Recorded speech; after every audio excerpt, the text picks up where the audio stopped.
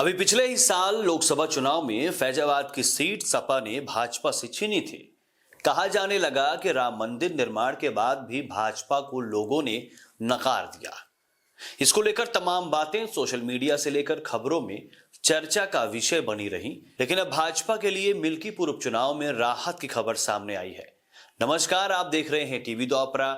मैं हूं अर्पित मिश्रा। दरअसल 5 फरवरी को हुए मिल्कीपुर उपचुनाव में सपा प्रत्याशी अजीत प्रसाद को भाजपा के उम्मीदवार चंद्रभान पासवान ने लगभग 65,000 से ज्यादा वोटों से मात दे दी है। अब इस जीत को अयोध्या में मिली हार का बदला कहा जा रहा है। हालांकि इस हार से सपा प्रमुख अखिलेश यादव खुश नहीं है। उन्होंने इस हार के लिए शासन प्रशासन को जिम्मेदार बताया है। सोशल मीडिया पर उन्होंने अधिकारियों पर जमकर अपना गुस्सा उतारा है। इस गुस्से में उन्होंने अधिकारियों को श्राप तक दे दिया कि जब इन अधिकारियों की नौकरी और पेंशन जाएगी तो वो समाज में अपमान की सजा भुगतेंगे। ये कहना है अखिलेश यादव का। अखिलेश यादव ने 200 से भी ज्यादा शब्दों में अपनी पीड़ा लिखी है। उन्होंने मिल्कीपुर में मिली हार को पीडीए की जीत बताते हुए कहा कि पीडीए की बढ़ती शक्ति का सामना भाजपा वोट के बल पर नहीं कर सकती है, इसीलिए वो चुनावी तंत्र का दुरुपयोग करके जीतने की कोशिश करती है। ऐसी चुनावी धांधली करने के लिए जिस स्तर पर अधिकारियों की हेराफेरी करनी होती है वो एक विधानसभा में तो भले किसी तरह संभव है, लेकिन 403 विधानसभाओं में ये 420 नहीं चलेगी। इस बात को भाजपा वाले भी जानते हैं, इसीलिए भाजपाइयों ने मिल्कीपुर का उपचुनाव टाला था। अखिलेश यादव ने आगे लिखा है कि पीडीए मतलब 90% जनता ने खुद अपनी आंखों से ये धांधली देखी है। ये झूठी जीत है जिसका जश्न भाजपाई कभी भी आईने में अपनी आंखों में आंखें डालकर नहीं मना पाएंगे। उनका अपराध बोध और भविष्य में हार का डर उनकी नींद उड़ा देगा। सपा प्रमुख ने कहा कि जिन अधिकारियों ने चुनावी घपलेबाजी का अपराध किया है वो आज नहीं तो कल अपने लोकतांत्रिक अपराध की सजा पाएंगे। एक एक करके सबका सच सामने आएगा। न कुदरत उन्हें बख्शेगी न कानून। भाजपाई उनका इस्तेमाल करके छोड़ देंगे, उनकी ढाल नहीं बनेंगे। जब उनकी नौकरी और पेंशन जाएगी तो वो अपने बच्चों, परिवार और समाज के बीच अपमान की जिंदगी की सजा अकेले भुगतेंगे।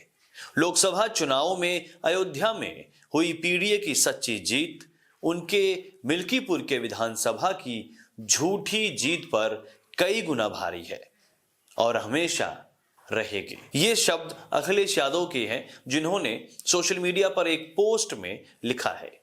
वैसे मिल्कीपुर भाजपा और सपा दोनों के लिए बेहद खास सीट हो चुकी थी। वजह अयोध्या है। दरअसल फैजाबाद लोकसभा सीट से भाजपा प्रत्याशी लल्लू सिंह को इस बार सपा प्रत्याशी अवधेश प्रसाद ने हराया था। अवधेश प्रसाद 2022 में मिल्कीपुर से विधायक चुने गए थे, लेकिन पिछले साल हुए लोकसभा चुनाव में अवधेश प्रसाद फैजाबाद से जीत गए, जिसके चलते मिल्कीपुर सीट खाली हो गई थी। इस सीट से सपा ने पासी समाज से आने वाले अवधेश प्रसाद के बेटे अजीत प्रसाद को टिकट दिया था। वहीं भाजपा ने भी पासी समाज के चंद्रभान पासवान को अपना उम्मीदवार घोषित किया था। नतीजा ये हुआ कि भाजपा ने इस सीट पर बाजी मार ली है। अब सवाल यह है कि आखिर जब फैजाबाद लोकसभा सीट भाजपा हारी तो उसे विपक्षी इंडिया गठबंधन ने संविधान की जीत बताया था, तो अब वहीं जब मिल्कीपुर में भाजपा की जीत हुई है तो इसे क्या कहा जाएगा? कोई विपक्ष का नेता बताएगा? फिलहाल फैजाबाद सीट हारकर भाजपा का दर्द तो साफ दिख रहा था। माना जा रहा है कि अब मिल्कीपुर जीतने के बाद शायद वो दर्द अब कुछ कम हुआ होगा, क्योंकि अयोध्या की हार के बाद से बीजेपी को इसकी कसक सता रही थी। उपचुनाव की घोषणा हुई तो सूबे के मुखिया सीएम योगी आदित्यनाथ ने खुद मिल्कीपुर की कमान अपने हाथों में ले ली, जिसके बाद उन्होंने एक के बाद एक कई दौरे किए। हार के बावजूद वो अयोध्या और मिल्कीपुर में दौरा करते रहे, वहां से वो हटे नहीं।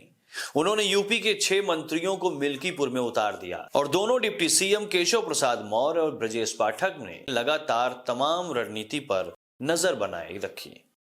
अब यहां गौर करने वाली बात यह भी है कि जहां सीएम योगी ने इस सीट के लिए अपने प्रत्याशी के समर्थन में प्रचार किया, तो वहीं अखिलेश यादव इतने गंभीर थे कि इस सीट पर वो चुनाव के आखिरी दिनों में एक्टिव दिखाई दिए, जिसका असर ये हुआ कि बीजेपी ने 9 महीने के अंदर अयोध्या में न सिर्फ सपा को पटखनी दे दी, बल्कि मिल्कीपुर सीट जिस पर पहले सपा का कब्जा था वो भी उससे छीन ले। अब आप बताइए कि इस उपचुनाव में अखिलेश यादव अधिकारियों पर जैसा आरोप लगा रहे हैं उसमें कितना दम है। अपनी राय कमेंट सेक्शन में जरूर दीजिए। देखते रहिए टीवी द्वापरा। नमस्कार।